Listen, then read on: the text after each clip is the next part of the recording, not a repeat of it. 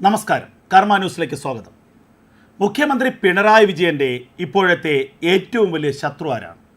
സംശയമൊന്നുമില്ല, അത് മറ്റാരുമല്ല, SNDP Yoga general secretary Vellappally നടേശനാണ്. കാരണം ഈ തെരഞ്ഞെടുപ്പിൽ ഇടതുപക്ഷത്തിനുണ്ടായ, പ്രത്യേകിച്ച് CPM-നുണ്ടായ കനത്ത പരാജയത്തിൻ്റെ പ്രധാന കാരണങ്ങളിലൊന്ന് വെള്ളാപ്പള്ളിയുടെ നിലപാട് മാറ്റമാണ്. എല്ലാ കാലത്തും പിണറായി വിജയൻ്റെ പിന്നിൽ ഉറച്ചു നിന്ന ഉരുക്കുകോട്ട പോലെ നിന്ന ഒരു വ്യക്തിയാണ് വെള്ളാപ്പള്ളി നടേശൻ.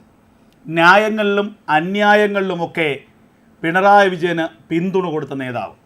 ശബരിമല പ്രക്ഷോഭകാലത്ത് പോലും, ശബരിമല വിഷയത്തിൽ പോലും ഒരു നിലപാടുമായി പിണറായിക്ക് ശക്തമായ കരുത്തു പകർന്നത് വെള്ളാപ്പള്ളിയാണ്.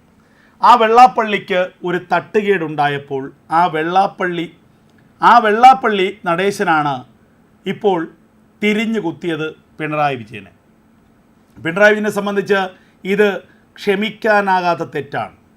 ഇനി വെള്ളാപ്പള്ളി നടേശനെ ശത്രുവായി അങ്ങ് പ്രഖ്യാപിച്ച് നിഗ്രഹിച്ചു കളയാമെന്നുള്ള തീരുമാനത്തിലേക്കാണ് പിണറായി വിജയനും CPM-ലെ ചില സഖാക്കന്മാർ മുന്നോട്ട് പോകുന്നതെന്നുള്ളത് അവരുടെ വാക്കുകളിൽ നിന്നും പ്രവൃത്തികളിൽ നിന്നും വ്യക്തമാണ്. വെള്ളാപ്പള്ളിക്കെതിരെ വെള്ളാപ്പള്ളി ഇനി അനുനയിപ്പിക്കേണ്ടെന്നും വെള്ളാപ്പള്ളിയെ പൂർണ്ണമായും തള്ളിക്കൊണ്ട് ഈഴവ സമുദായത്തിലെ വലിയൊരു വിഭാഗത്തെ തങ്ങളിലേക്ക് അടുപ്പിക്കാനുമാണ് CPM-ൻ്റെ നീക്കം. അതിൻ്റെ ഭാഗമായിട്ടാണ് MV ഗോവിന്ദൻ, CPM സംസ്ഥാന സെക്രട്ടറി, കഴിഞ്ഞ ദിവസം വെള്ളാപ്പള്ളിയെ കണക്കിന് വിമർശിച്ചത്. ഇപ്പോൾ പിണറായി വിജയൻ്റെ പദ്യം SNDP-യോ അല്ലെങ്കിൽ ഈഴവ വോട്ടുകളോ അല്ല, മറിച്ച് സമസ്തയടക്കമുള്ള മുസ്ലിം മതവിഭാഗം കൂടെ നിന്നാൽ മാത്രം മതി, എങ്കിൽ കേരളം ഒരു തവണ കൂടി പിടിച്ചെടുക്കാമെന്ന് ഇടതുപക്ഷം കണക്ക് കൂട്ടുന്നു. CPI പോലും ഇടതുമുന്നണിയിൽ വേണമെന്ന് CPM ആഗ്രഹിക്കുന്നില്ല. CPI പോയാൽ അതേ സമയത്ത് മുസ്ലിം ലീഗിനെ എങ്ങനെയെങ്കിലും ഇടതുപക്ഷത്തേക്ക് കൊണ്ടുവരാനുള്ള നീക്കം പിണറായിയും മുഹമ്മദ് റിയാസ് അടക്കമുള്ളവരും ആരംഭിച്ചിട്ടുമുണ്ട്. അങ്ങനെ പുകഞ്ഞ കൊള്ളി പുറത്ത് എന്ന നിലയ്ക്ക് CPI-യും പുറത്താക്കി വെള്ളാപ്പള്ളിയും അങ്ങ് പറഞ്ഞുവിട്ട് പരമാവധി ഈഴ വോട്ടുകളെ കൂടെ ചേർത്ത് മുസ്ലിം ലീഗിനെയും കേരളത്തിലെ മുസ്ലിം മതവിഭാഗത്തിനെ ഒന്നടങ്കം CPM-മായി അടുപ്പിക്കുക.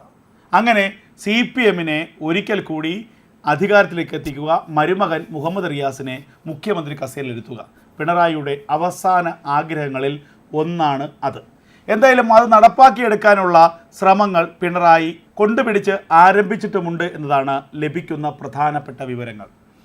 വെള്ളാപ്പള്ളി നടേശൻ വിമർശിച്ചതിൽ എന്താണ് തെറ്റ്? വെള്ളാപ്പള്ളി ചോദിച്ചത് ഒന്നോ രണ്ടോ ചോദ്യങ്ങൾ മാത്രമാണ്. ഒരു ഭരണകർത്താവ് എന്ന നിലയ്ക്ക് അല്ലെങ്കിൽ ഭരണകൂടം എന്ന നിലയ്ക്ക് മതനിരപേക്ഷതയാണ് CPM-ൻ്റെയും ഇടതുപക്ഷത്തിൻ്റെയും മുഖമുദ്ര. പക്ഷേ രണ്ടാം പിണറായി സർക്കാർ കാണിച്ചത് അങ്ങനെയാണോ? അമിതമായ മുസ്ലിം പ്രീണനമാണ് രണ്ടാം പിണറായി സർക്കാർ കാണിച്ചത്. അത് ഭൂരിപക്ഷ സമുദായത്തിൻ്റെ എതിർപ്പിനിടയാക്കി. തങ്ങൾ രണ്ടാം നിരക്കാരാണെന്നും രണ്ടാം കിടക്കാരുമാണെന്നും അവർക്ക് ബോധ്യമുണ്ടായി. അമിതമായ മുസ്ലിം ലാളന, മുസ്ലിം പ്രീണനം, ഇതാണ് രണ്ടാം പിണറായി സർക്കാർ ഉണ്ടാക്കിയെടുത്ത ഒരു ഇമേജ്. ആ ഇമേജ് തെരഞ്ഞെടുപ്പിൽ തിരിച്ചടിയായി. ഹൈന്ദവ വോട്ടുകൾ ഏകീകരിക്കപ്പെട്ടു. ഈഴവ സമുദായമടക്കം BJP-യിലേക്ക് അടുക്കുന്നതിന് മുഖ്യമന്ത്രി പിണറായി വിജയൻ്റെ അമിത മുസ്ലിം പ്രണയം കാരണമായി എന്ന് വെള്ളാപ്പള്ളി പറഞ്ഞു. അതിലെന്താണ് തെറ്റ്? ഉടൻ വന്നു വെള്ളാപ്പള്ളിക്കെതിരെ സഖാക്കന്മാരുടെ ആക്രോശം. പിണറായി മിണ്ടിയില്ല, പക്ഷേ സമസ്തയെ കൊണ്ട് പറയിപ്പിച്ചു. പിണറായി മിണ്ടിയില്ല, പക്ഷേ സമസ്തയെ കൊണ്ട് പറയിപ്പിച്ചു. സമസ്തയുടെ മുഖപത്രത്തിൽ ലേഖനമെഴുതി. പാർട്ടി സെക്രട്ടറി MV ഗോവിന്ദൻ പിണറായിക്ക് വേണ്ടി കുഴലൂത്തുമായി എത്തി. MV ഗോവിന്ദൻ വെള്ളാപ്പള്ളി നടേശനെ വിമർശിച്ചു. അതിന് 2 ദിവസത്തിനുള്ളിൽ മറുപടി ഉണ്ടാകുമെന്ന് വെള്ളാപ്പള്ളി പറഞ്ഞിട്ടുണ്ട്, കണക്കിന് കിട്ടുകയും ചെയ്യും. പക്ഷേ തനിക്ക് സമസ്തയുടെ വിമർശനത്തിന് താൻ രോമത്തിൻ്റെ വില കൽപ്പിക്കുന്നില്ലെന്ന് വെള്ളാപ്പള്ളി ആഞ്ഞടിച്ചു. ഇവിടെ വിഷയം മറ്റൊന്നുമല്ല, വെള്ളാപ്പള്ളി നടേശനെ ഒതുക്കുക.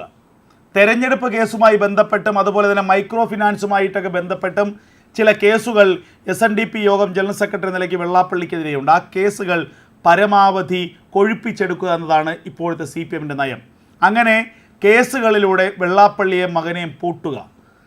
അതിനുശേഷം SNDP നേതൃത്വത്തിലേക്ക് ഇടതുപക്ഷ അനുഭാവമുള്ള ആളുകളെ തിരികെ കയറ്റുക. വെള്ളാപ്പള്ളിയെ പൂർണ്ണമായും തള്ളുകയും വെള്ളാപ്പള്ളിക്കും തുഷാറിനും കുടുംബത്തിനുമെതിരെ ആഞ്ഞടിക്കുകയും ചെയ്ത് അവരെ ശത്രുപക്ഷത്ത് നിർത്തിക്കൊണ്ട് ഈഴവ സമുദായത്തിലെ വലിയൊരു വിഭാഗത്തെ അടർത്തിയെടുത്ത് രാഷ്ട്രീയപരമായി തങ്ങളുടെ ഒപ്പം നിർത്തുക. ഇതാണ് ഇപ്പോൾ CPM സ്വീകരിക്കുന്ന തന്ത്രം. ആ തന്ത്രം വിജയിപ്പിക്കാനുള്ള വലിയ പരിശ്രമം CPM നടത്തുന്നുണ്ട്. എത്ര ശതമാനം അത് വിജയിക്കുമെന്നുള്ളത് കാത്തിരുന്ന് തന്നെ കാണണം. വെള്ളാപ്പള്ളി നടേശൻ എന്ന ഒരു വ്യക്തിയുടെ കയ്യിൽ ആ വ്യക്തിയുടെ അപ്രമാദിത്വം SNDP യോഗം എന്ന സംഘടനയിൽ നിന്നും തെറിപ്പിക്കാൻ പിണറായി വിജയന് കെൽപ്പുണ്ടോ? CPMൻ്റെ നേതൃത്വം വിചാരിച്ചാൽ SNDP യോഗത്തിൻ്റെ തലപ്പത്ത് നിന്ന് വെള്ളാപ്പള്ളിയെ പുറത്താക്കാൻ കഴിയുമോ? ആവുന്നത്ര CPM ശ്രമിക്കുന്നുണ്ട്. കാരണം വെള്ളാപ്പള്ളി നടേശൻ അത്രത്തോളം CPMുമായി അകന്നു കഴിഞ്ഞുവെന്ന് പിണറായിക്കും കൂട്ടർക്കും അറിയാം. ഇനി എത്ര കോംപ്രമൈസ് ചെയ്ത് അടുപ്പിച്ചാലും ആ ഗ്യാപ്പ് ഉണ്ടായിരിക്കുക തന്നെ ചെയ്യും. അത്തരമൊരു ഗ്യാപ്പ് മുന്നിൽ കണ്ടുകൊണ്ട് ഇനി ഒന്നിച്ചിട്ട് കാര്യമില്ല എന്ന് പിണറായിക്കറിയാം. ഇടതുപക്ഷത്തെ വെറുത്തുകൊണ്ട് BJPയിലേക്ക് അല്ലെങ്കിൽ ഹൈന്ദവ ഭൂരിപക്ഷ രാഷ്ട്രീയത്തിലേക്ക് അടുത്ത വെള്ളാപ്പള്ളിയെ ഇനി ചുമക്കുന്നത് ഗുണത്തെക്കാളേറെ ദോഷമായിരിക്കുമെന്ന തിരിച്ചറിവാണ് വെള്ളാപ്പള്ളിയെ പരമാവധി ഒഴിവാക്കാനും വെള്ളാപ്പള്ളിയെ പൂട്ടാനുമുള്ള നീക്കത്തിലേക്ക് ഇടതുപക്ഷത്തെ പ്രേരിപ്പിക്കുന്നത്. എന്തായാലും വെള്ളാപ്പള്ളിയും ഭാര്യയും മകനും ഈ തെരഞ്ഞെടുപ്പിൽ BJP അനുകൂല നിലപാട് സ്വീകരിച്ചു എന്ന MV ഗോവിന്ദൻ്റെ ആരോപണങ്ങൾ തന്നെ അതിനനുകൂലമാണ്. RSSൻ്റെ പക്ഷം പിടിക്കുകയാണ്, RSSൻ്റെ ചാരനായി വെള്ളാപ്പള്ളി പ്രവർത്തിക്കുകയാണെന്ന് സമസ്തയുടെ മുഖപത്രത്തിൽ ലേഖനം എഴുതണമെങ്കിൽ അതിന് പിന്നിലും കൃത്യമായ അജണ്ടയുണ്ട്. ഈ അജണ്ട നടപ്പാക്കുകയാണ് ഈ തെരഞ്ഞെടുപ്പിന് ശേഷം CPM ചെയ്യുന്നത്. എല്ലാ കാലത്തും CPMൻ്റെ വോട്ട് കുത്തകയായിരുന്നു ഈഴവ സമുദായം. ആരാണ് നിൽക്കുന്നതെന്നോ സ്ഥാനാർത്ഥിയുടെ ഗുണഗണങ്ങൾ എന്താണെന്നോ ഗുണദോഷങ്ങൾ എന്താണെന്നോ തിരിച്ചറിയാതെ ഇടതുപക്ഷത്തിൻ്റെ പ്രത്യേകിച്ച് CPMൻ്റെ ചിഹ്നം കണ്ട് വോട്ട് കുത്തുന്ന ഒരു വർഗം മാത്രമായിരുന്നു ഈ അടുത്ത കാലം വരെ ഈഴവ സമുദായം. എന്നാൽ ആ അവസ്ഥയിൽ നിന്ന് ഈഴവ സമുദായത്തിലെ വലിയൊരു വിഭാഗം മാറിയത് ഈ തെരഞ്ഞെടുപ്പിലാണ്. ആ തെരഞ്ഞെടുപ്പ് CPMനെ സംബന്ധിച്ച് തിരിച്ചടിയുമായി. ഇത്തരത്തിൽ ഈഴവ സമുദായം ഇനിയും CPMനോടും ഇടതുപക്ഷത്തോടും അകന്നുപോയാൽ വരുന്ന നിയമസഭാ തിരഞ്ഞെടുപ്പിലൊന്നും തന്നെ ഇടതുപക്ഷവും പ്രത്യേകിച്ച് CPMും കച്ചി തൊടില്ല എന്ന് പിണറായിക്കും കൂട്ടർക്ക് വ്യക്തമായി അറിയാം. ഇനി വെള്ളാപ്പള്ളിയെ തള്ളുക, വെള്ളാപ്പള്ളിക്കപ്പുറം മറ്റൊരു നേതൃത്വത്തെ SNDP യോഗത്തിൽ വളർത്തിയെടുക്കുക, വെള്ളാപ്പള്ളിയെ കേസിലായാലും മറ്റ് കാര്യങ്ങളിലായാലും പൂട്ടി ഒതുക്കുക, വെള്ളാപ്പള്ളിയും തുഷാറിനെയും നേതൃസ്ഥാനത്ത് നിന്ന് പുകച്ചു പുറത്തു ചാടിക്കുക.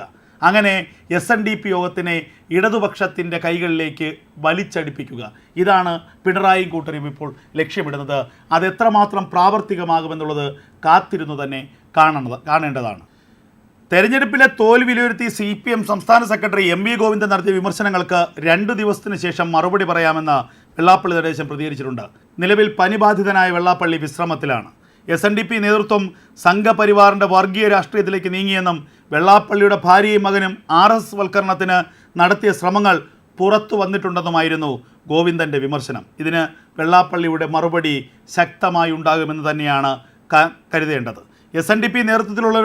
SNDP നേതൃനിരയിലുള്ളവരുടെ സമീപനം ശ്രീനാരായണ ഗുരുവിൻ്റെ കാഴ്ചപ്പാടുകളിൽ നിന്ന് വിഭിന്നമാണെന്നും MV ഗോവിന്ദൻ ആരോപിച്ചിരുന്നു. ലോക്സഭാ തെരഞ്ഞെടുപ്പിലെ പരാജയം പരിശോധിച്ചപ്പോൾ SNDPയിലെ അംഗങ്ങളിൽ BJP വൽക്കരണം നടക്കുന്നുണ്ടെന്നാണ് CPM കണ്ടെത്തിയിരിക്കുന്നത്. ഈഴവ വോട്ടുകളാണ് എല്ലാ കാലത്തും CPMൻ്റെ ശക്തി കേന്ദ്രം. BDJs ക്ഷയിക്കുന്നുവെന്ന് വരുത്തി അതിലെ അംഗങ്ങളെ CPMലേക്ക് എത്തിക്കാനുള്ള ദൗത്യം വേണമെന്നാണ് CPMൻ്റെ പുതിയ തീരുമാനം. CPM കുത്തകയായിരുന്ന ഈഴവ സ്വാധീന മേഖലകളിൽ BJP വലിയ സ്വാധീനം കഴിഞ്ഞ കാലങ്ങളിൽ ഉണ്ടാക്കിയെന്നുള്ളത് CPMനെ പോലും ഞെട്ടിപ്പിച്ചതാണ്.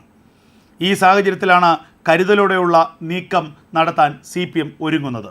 ലോക്സഭാ തെരഞ്ഞെടുപ്പിൽ SNDPയിലെ ഒരു വിഭാഗം BJPക്കായി പരസ്യമായി രംഗത്തിറങ്ങിയെന്നുള്ളതും CPM ഗൗരവമായി തന്നെ കാണുന്നു.